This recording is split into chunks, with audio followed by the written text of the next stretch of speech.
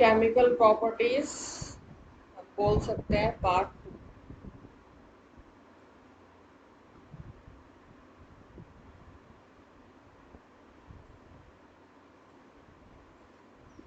Second type की जो हमारी प्रॉपर्टी थी वो क्या थी? Reactions due to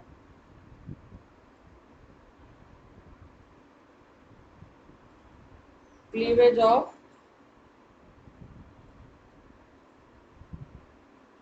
alkyl group और ऑक्सीजन के बीच में जो बॉन्ड होगा, इस वाले बॉन्ड को हम तोड़ेंगे।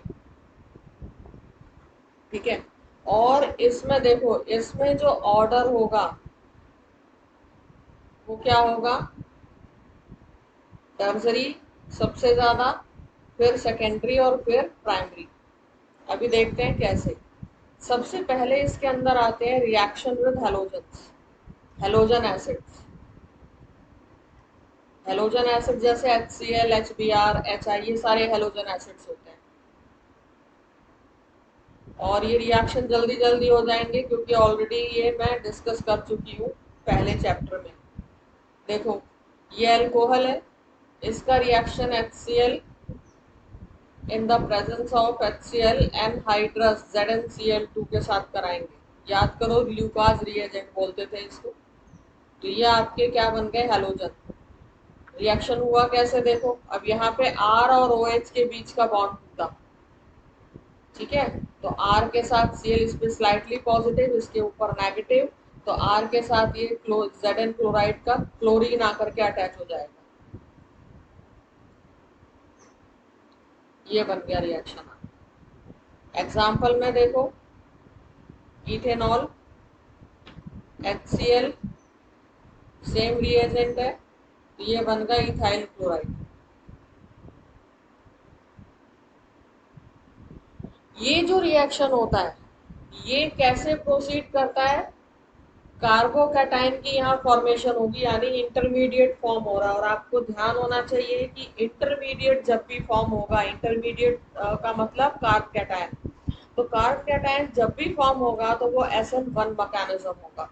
और SN1 मैकेनिज्म का स्टेबिलिटी ऑर्डर मैं आपको यहाँ लिख चुकी हूँ, 3 डिग्री, 2 डिग्री, 1 डिग्री। तो इसीलिए यही वाला ऑर्डर हमने लिखा है।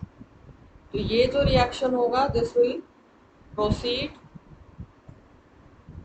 थ्रू कार्ब कैटायन इंटरमीडिएट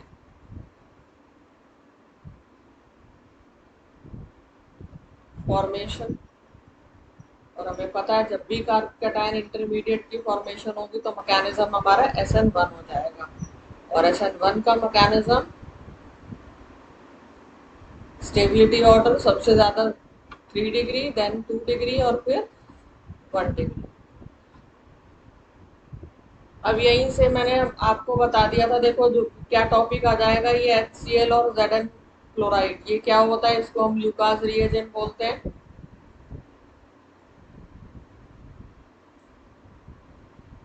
और इस टेस्ट से हम ल्यूकास, इस रिएजेंट्स की हेल्प से हम ल्यूकास टेस्ट करते थे। डिटेल में नहीं जाऊंगी, फर्स्ट चैप्टर में बता चुकी हूँ, आपको पता ही है कि 3 डिग्री अगर अल्कोहल है तो कोई व्हाइट प्रेसिपिटेट इमीडिएटली फॉर्म कर लेगा। ठीक है ना? ल्यूकास टेस्ट किस लिए होता था? हम डिस्टिंग्विश करते थे यस। कि हमें गिवन अल्कोहल 1 डिग्री है, 2 डिग्री है कि 3 डिग्री है। ठीक है, अगर ल्यूकास रिएजेंट के साथ हमने अल्कोहल का रिएक्शन कराया और व्हाइट पीपीटी इमीडिएटली फॉर्म हो गया तो उसका मतलब वो 3 डिग्री अल्कोहल है। अगर व्हाइट प्रेसिपिटेट को फॉर्म होने में 5 to 10 मिनट्स लगे तो वो 2 डिग्री अल्कोहल हो गया। और अगर रूम टेम्परेचर पर कोई भी व्हाइट पीपीटी फॉर्म नहीं हुआ, हमने हीट किया तब व्हाइट पीपीटी की फॉर्मेशन हुई, तो वो क्या हो गया? 1 डिग्री अल्कोहल। तो ये ल्यूकास टेस्ट होता है to distinguish between different alcohols. अलग अलग अल्कोहल्स, कौन से डिग्री के अल्कोहल्स फॉर्म हुए हैं उनका पता लगाना है, तो हम ल्यूकास टेस्ट करते हैं। Okay ma'am. Ma'am 8 minutes total कर दो। हाँ, बता देना कहाँ तक। बस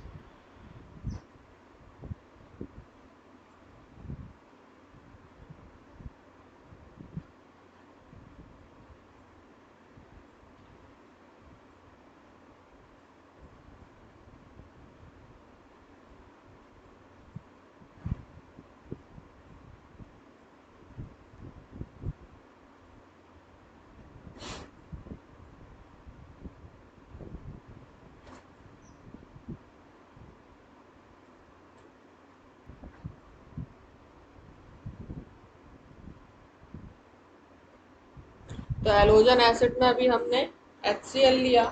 अब अगर हम अल्कोहल का रिएक्शन HBr के साथ करें तो ये रिएक्शन होगा कंसंट्रेटेड सल्फ्यूरिक एसिड की प्रेजेंस में, और हमारा ये बन गया अल्काइल हैलाइड प्लस वाटर। अब यहाँ पर देखो, ये जो सल्फ्यूरिक एसिड था इसका काम क्या था? ये इस OH बॉन्ड को रिमूव होने में, अल्काइल ग्रुप से सेपरेट होने में हेल्प करता है, helps in removal of OH। Example ले लेते हैं, इथेनॉल का रिएक्शन ब्रोमिक एसिड के साथ करवाया, या हाइड्रोजन ब्रोमाइड बोल सकते हैं, कंसंट्रेटेड सल्फ्यूरिक एसिड की प्रेजेंस में, तो हमारा ये इथाइल ब्रोमाइड फॉर्म।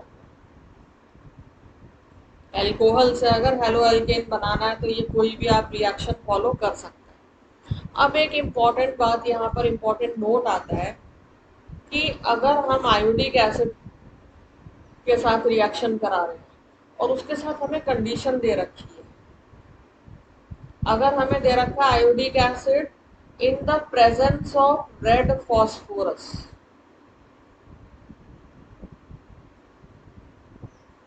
तो रिएक्शन में कौन सा रिएक्शन होगा? ये रिडक्शन होगा। अगर हमें आयोडिक एसिड के साथ में रेड फॉस्फोरस की बात है, ठीक है, तो फिर वो हेलो एल्केन फॉर्म ना हो करके अल्कोहल से सीधे एल्केन की फॉर्मेशन हो जाएगी। बहुत इंपॉर्टेंट है कन्वर्जन के लिए। देखो, अल्कोहल से अगर आपको सीधे एल्केन बनाना है तो आप किसके साथ रिएक्शन करा दोगे? Iodic acid in the presence of red phosphorus, सीधे ये एल्केन बन गया।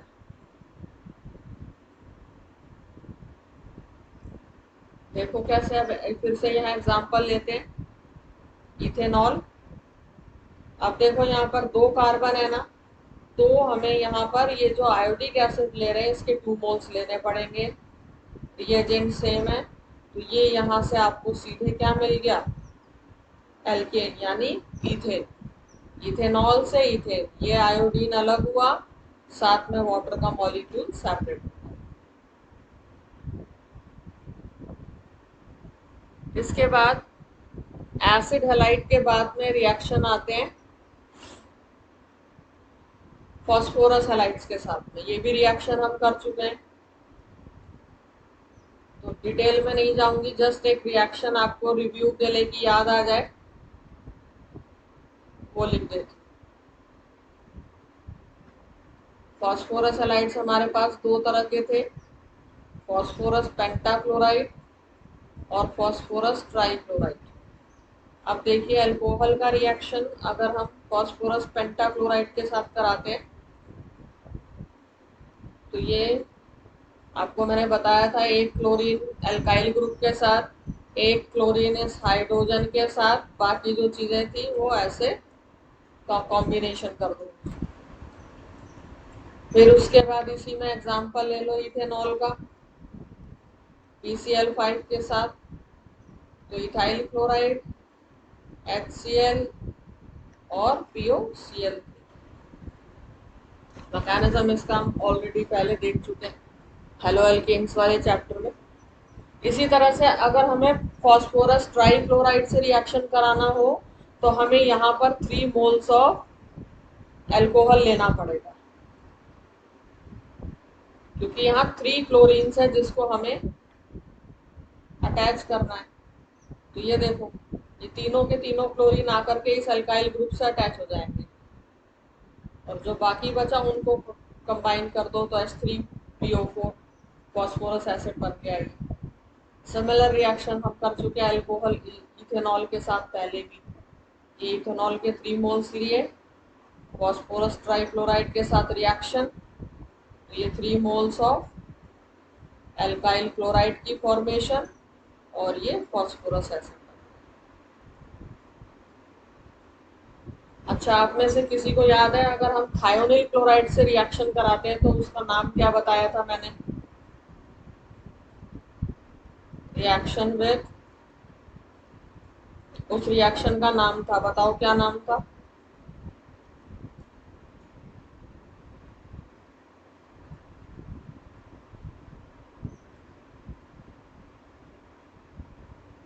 नेमिंग रिएक्शन आपको बहुत ध्यान से, यही नेमिंग रिएक्शन है, यही नाम है। मतलब इस जो भी किसी भी रिएक्शन को जो भी नाम दे दोगे, वो चाहे प्रोसेस हो या उस साइंटिस्ट का नाम हो, उसके नाम से ही पड़ा है ये। तो यहाँ अल्कोहल का रिएक्शन Yes. थायरोनिल क्लोराइड के साथ में, तो आप हेलो एल्केन बनेगा। और आपको पता है कि इसको क्यों प्रेफर किया जाता है, क्योंकि जो इसके बाई प्रोडक्ट्स होते हैं वो गैसियस फॉर्म में इवॉल्व हो जाते हैं, सेपरेट करने की हमें कोई जरूरत नहीं होती है। एल्काइल ग्रुप से क्लोरीन आके अटैच हो जाएगा, सल्फर डाइऑक्साइड गैस इवॉल्व हुई और हाइड्रोजन क्लोराइड गैस इवॉल्व हो गई। इथेनॉल के साथ रिएक्शन शो कर लेते हैं। एग्जाम्पल में ये देखो, इथाइल क्लोराइड बन गया, सल्फर डाइऑक्साइड और HCl। इसके बाद रिएक्शन ये जो फोर्थ है, ये जाकर के आप अमाइन चैप्टर में भी पढ़ोगे, रिएक्शन विद अमोनिया। यहाँ भी अल्काइल ग्रुप और ऑक्सीजन के बीच का बॉन्ड टूटता है, इसलिए इसको मैं डिस्कस कर रही हूँ। फिर डिटेल जो है वो अमाइन चैप्टर में पढ़ेंगे जब सेकंड टर्म में। तो अब देखो, अमोनिया के साथ अगर रिएक्शन कराते हैं, ये अल्कोहल अमोनिया के साथ रिएक्शन एल्यूमिनियम ऑक्साइड की प्रेजेंस में, तो इससे होगा क्या कि यहाँ पर देखो, एक हाइड्रोजन यहाँ से रिमूव हो जाएगा। तो ये क्या बना, ये एक हाइड्रोजन यहाँ से रिमूव कैसे होगा, ये OH है और एक हाइड्रोजन यहाँ से रिमूव हुआ तो वाटर बन के सेपरेट हो गया, तो ये 1 डिग्री अमाइन की फॉर्मेशन हो जाएगी। और ये रिएक्शन आप तब तक कराते रहोगे जब तक कि सारे के सारे जो हाइड्रोजन है वो रिप्लेस ना हो जाए। देखो अभी 2 हाइड्रोजन बचे हुए हैं, फिर से हमने एल्यूमिनियम ऑक्साइड और अल्कोहल का रिएक्शन करा दिया फिर से। तो यहाँ पर क्या बचा, देखो RN, और इस N के ऊपर एक और एल्काइल ग्रुप आ जाएगा, अब एक हाइड्रोजन बचा। ये क्या बन गया, 2 डिग्री अमाइन की फॉर्मेशन हो गई यहाँ पे। इसके बाद फिर अभी एक हाइड्रोजन बचा हुआ है, हम रिप्लेस कर सकते हैं। सेम रिएजेंट अल्कोहल के साथ रिएक्ट कराएंगे Al2O3 की प्रेजेंस में। अब जितने भी हाइड्रोजन थे वो सारे के सारे क्या हो गए, रिप्लेस। ये देखो अल्काइल ग्रुप ने इनको रिप्लेस कर दिया, तो 3 डिग्री अमाइन की फॉर्मेशन। तो ये सारे वो रिएक्शन थे जिसमें हमने अल्कोहल के अल्काइल ग्रुप और ऑक्सीजन के बीच के बॉन्ड को तोड़ा है।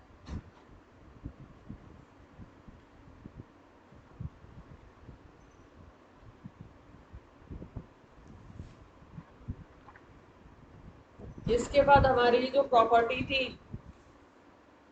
थर्ड प्रॉपर्टी देखो, अगर मैंने पिछली क्लास में आपको लिखवाई थी, अब हमारी पहली केमिकल प्रॉपर्टी हो गई reactions due to cleavage of ROH bond, reaction due to cleavage of RO bond, और तीसरा जो था हमारा एलिमिनेशन रिएक्शन था dehydration of alcohols.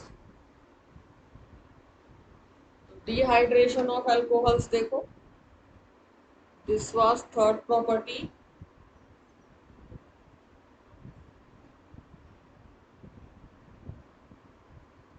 Dehydration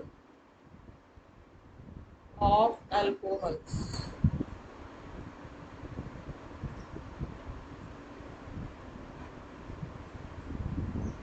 dehydration का मतलब आपको पता ही है, रिमूवल ऑफ वाटर मॉलिक्यूल।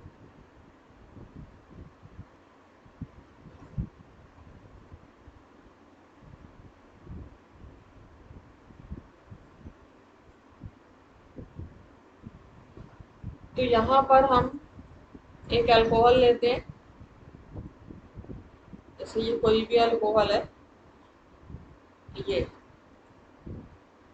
अब देखो अल्कोहल जिस कार्बन से अटैच्ड है, ये CH3 होगा यहाँ पर, इसका एक H मैं यहाँ पर आपको यहाँ मैं अटैच कर रही हूँ क्योंकि मुझे रिएक्शन मैकेनिज्म डिस्कस करना है। तो अल्कोहल जिस कार्बन से अटैच्ड है उसको अल्फा कार्बन बोलेंगे, और ये दूसरे वाला कार्बन क्या हो गया, बीटा कार्बन। तो अब देखो, कंसंट्रेटेड सल्फ्यूरिक एसिड की प्रेजेंस में या फॉस्फोरस एसिड की प्रेजेंस में या KHSO4 की प्रेजेंस में, कोई भी एक ले लो, जनरली कंसंट्रेटेड सल्फ्यूरिक एसिड लेते हैं।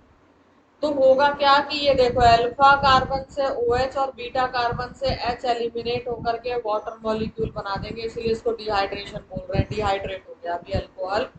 और क्योंकि जब ये वाला बॉन्ड टूटा तो अल्फा और बीटा कार्बन के बीच में क्या आ जाएगा, डबल बॉन्ड। तो ये एल्कीन्स की फॉर्मेशन हो गई अल्कोहल से। देखो, अगर हमें अल्कोहल से एल्कीन्स बनाने हैं तो हम क्या कर देंगे, डिहाइड्रेशन रिएक्शन करा देंगे। अब इसका मैकेनिज्म भी एनसीईआरटी में होगा, आप चेक कर लेना। इसको हम क्या बोलते हैं, एलिमिनेशन रिएक्शन। मैकेनिज्म हम क्या बोल रहे हैं, elimination, beta alpha beta elimination reaction, electrophilic elimination, E1 वाला रिएक्शन है ये। देखो कैसे अभी इसका मैकेनिज्म को समझते हैं।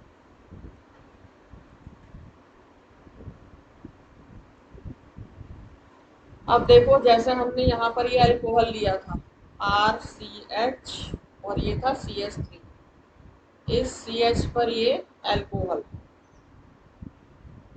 सल्फ्यूरिक एसिड से हमें एक प्रोटॉन मिलने वाला है, H+ आयन। अब देखो यहाँ पर ये जो अल्कोहल है इसके पास लोन पेयर ऑफ इलेक्ट्रॉन्स है, तो ये जो एक प्रोटॉन है ये आकर के इसके ऊपर इलेक्ट्रोफिलिक है ना, ये क्या करेगा, इस पर ऑक्सीजन पर अटैक करेगा। तो अब यहाँ पर क्या फॉर्म हुआ, देखो,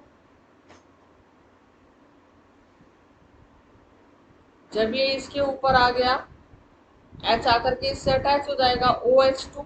अब पहले तो ये इलेक्ट्रॉन डेफिशिएंट था ऑक्सीजन, लेकिन जब ये वाला प्रोटॉन आके इससे अटैच हो गया तो अब इसके खुद के पास इलेक्ट्रॉन्स की कमी हो गई।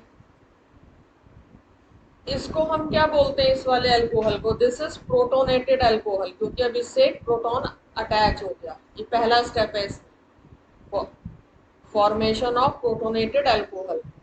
अब देखो, जब यहाँ पर ऑक्सीजन के पास इलेक्ट्रॉन्स कम है तो ये वाले इलेक्ट्रॉन्स यहाँ चले जाएंगे, पॉजिटिव चार्ज इन इलेक्ट्रॉन्स को अपनी तरफ खींचेगा। जब ये वाले इलेक्ट्रॉन्स यहाँ चले जाएंगे तो ये देखो क्या बन रहा है, H2O। यानी इस स्टेप में, आप दूसरे स्टेप में क्या हो जाएगा, वाटर का मॉलिक्यूल रिमूव हो जाएगा।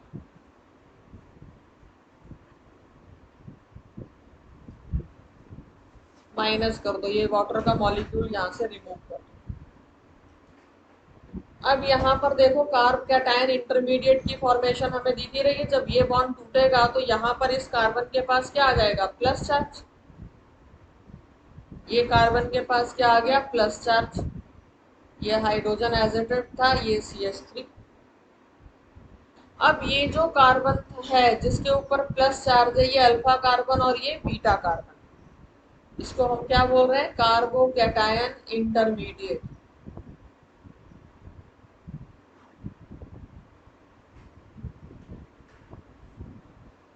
अब H2SO4 का एक हाइड्रोजन हमने यूज किया हुआ है, अभी एक हाइड्रोजन हमारे पास है, अभी एक प्रोटॉन और हमें बचा हुआ है।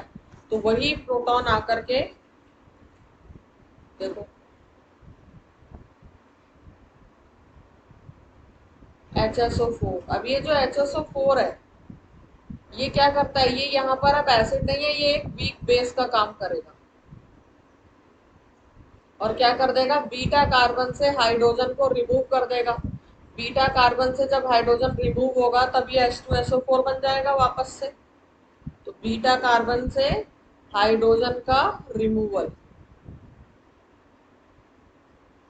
तो अब यहाँ देखो क्या बनता है आपका, ये बन गया आपका RCH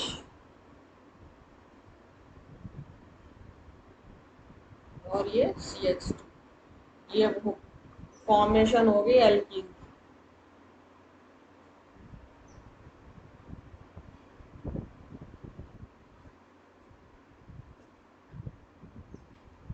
इसमें की पॉइंट्स,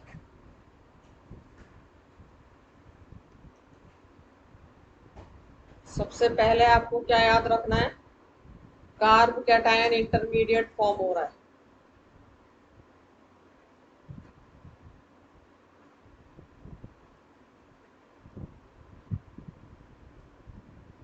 तो जो रेट ऑफ डिहाइड्रेशन होगा वो किस पर डिपेंड करेगा, कार्ब कैटायन की स्टेबिलिटी पर।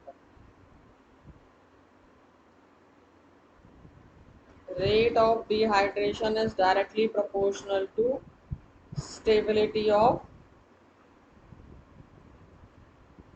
carb cation। और स्टेबल करने के लिए हम देखेंगे, हमें रिएक्शन में अगर जैसी रिक्वायरमेंट पड़ी, अगर चांस लगता है कि 1 डिग्री से 2 डिग्री कार्ब कैटायन की फॉर्मेशन हो सकती है या 2 से 3 डिग्री कार्ब कैटायन की फॉर्मेशन हो सकती है, तो हम रीअरेंजमेंट भी कर सकते हैं। Rearrangement of carb cation may take place। Rearrangement में आप क्या कर सकते हो, आप हाइड्रोजन शिफ्ट कर सकते हो, hydrogen shift, methyl shift, phenyl shift, इन सब की आप शिफ्टिंग कर सकते हो स्टेबल कार्ब कैटायन की फॉर्मेशन के लिए। जितनी इजीली अल्कोहल डिहाइड्रेट होगा, ठीक है, कितना इजीली कोई अल्कोहल डिहाइड्रेट होगा, ये डिपेंड करता है कार्ब कैटायन की स्टेबिलिटी पर। जैसे ये हम बनाते हैं 3 डिग्री अल्कोहल, फिर ये 2 डिग्री अल्कोहल,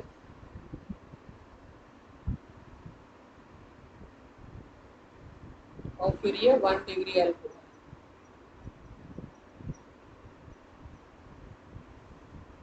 तो आपको पता ही है, सबसे ज्यादा स्टेबल 3, फिर 2, फिर 1। ठीक है, तो सबसे इजीली डिहाइड्रेट कौन हो सकता है, ये वाला 3 डिग्री अल्कोहल, फिर 2 डिग्री और फिर 1 डिग्री।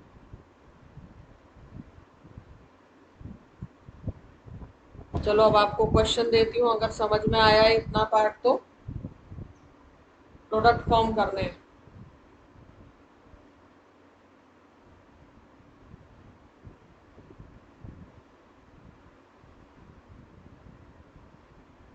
CH3 CH CH3OH, यहाँ पर हमने किया कंसंट्रेटेड सल्फ्यूरिक एसिड से रिएक्शन,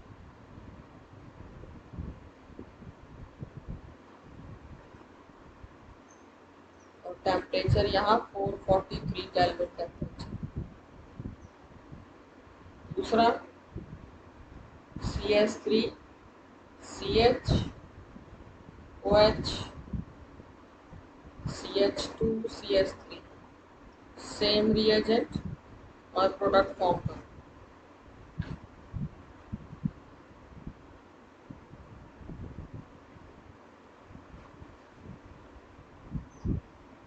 फिर है 3 डिग्री अल्कोहल भी ले लें जरा, CH3 CH3 CH3 CH2OH, concentrated sulphuric acid.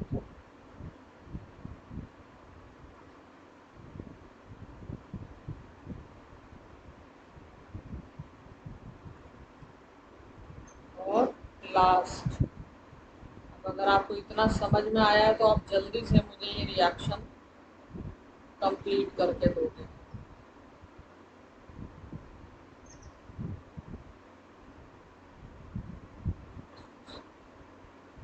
ये कंसंट्रेटेड सल्फ्यूरिक एसिड, चलो जल्दी से करो। यहाँ पर सबसे पहले आपने कार्ब कैटायन बना देना है, ये OH को सेपरेट करके, ये CH3 CH2 CH2 और ये बन गया आपका कार्ब कैटायन। अब हमें दिख रहा है कि यहाँ से इस वाले कार्बन से ये वाला कार्बन ज्यादा स्टेबल हो अगर ये कार्ब कैटायन बन जाए तो यहां से हम क्या करेंगे, ये पहला कार्बन और ये दूसरा कार्बन, पहले से दूसरे कार्बन पे हम हाइड्रोजन की शिफ्टिंग कर देंगे। तो यहां लिख देते हैं 1,2 हाइड्राइड शिफ्टिंग।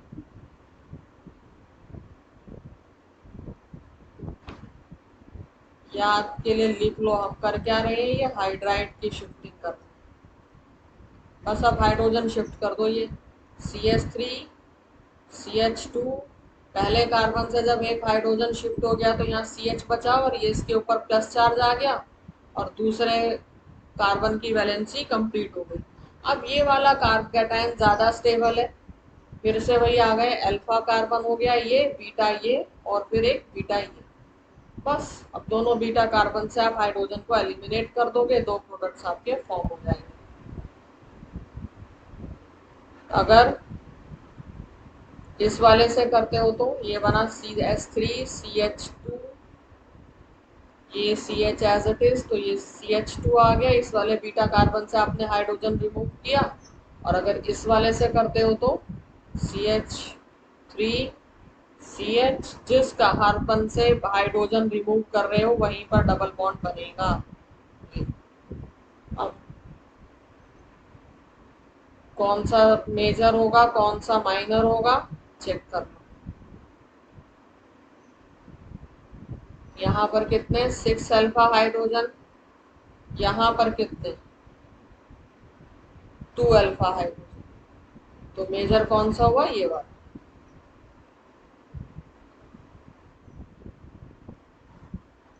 अब देखो आपको क्या क्या दे रखा है, डिहाइड्रेटिंग एजेंट्स दे रखे हैं सीधे ही अगर क्वेश्चन के अंदर।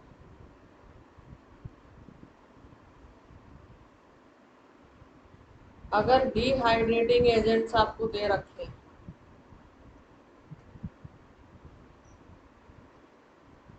कौन कौन से होते हैं डिहाइड्रेटिंग एजेंट्स, जैसे एल्यूमिनियम ऑक्साइड, फॉस्फोरस पेंटाऑक्साइड या POCl3, ये दे रखा है इन प्रेजेंस ऑफ पायरिडाइन।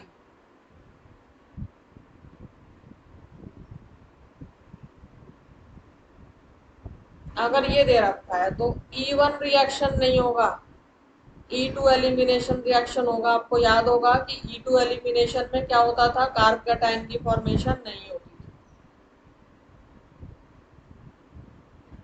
ठीक है, कोई कार्ब कैटायन नहीं फॉर्म होगा, कोई रीअरेंजमेंट नहीं होगा, आपने डायरेक्ट बस प्रोडक्ट बना के दिखा देना है, नो रीअरेंजमेंट।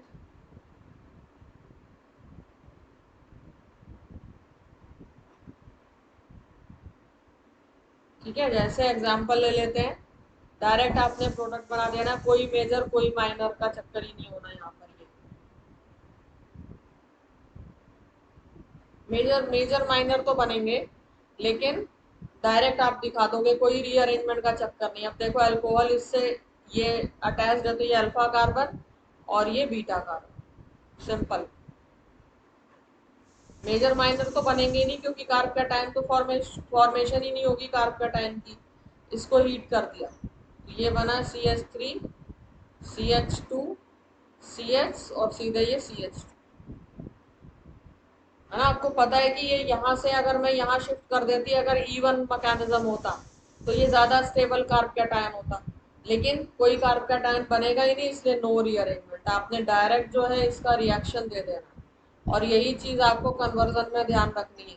अगर आपको कन्वर्ट करने के लिए बोलते हैं अल्कोहल को एल्कीन्स में, तो आप ये डिहाइड्रेटिंग एजेंट्स को यूज करके करवा दो कन्वर्जन।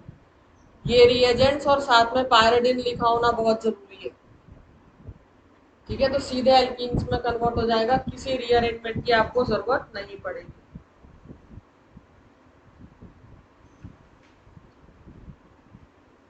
तो अब आपकी जो केमिकल प्रॉपर्टीज है उसमें दो प्रॉपर्टीज बची है, अल्कोहल का ऑक्सीडेशन, हालांकि चार्ट वर्क वाले में मैंने आपको ये बता दिया था, फिर भी एक बार डिटेल में करेंगे, और हेलोफॉर्म रिएक्शन। तो अगली क्लास में ये केमिकल प्रॉपर्टीज आपकी कंप्लीट हो जाएंगी।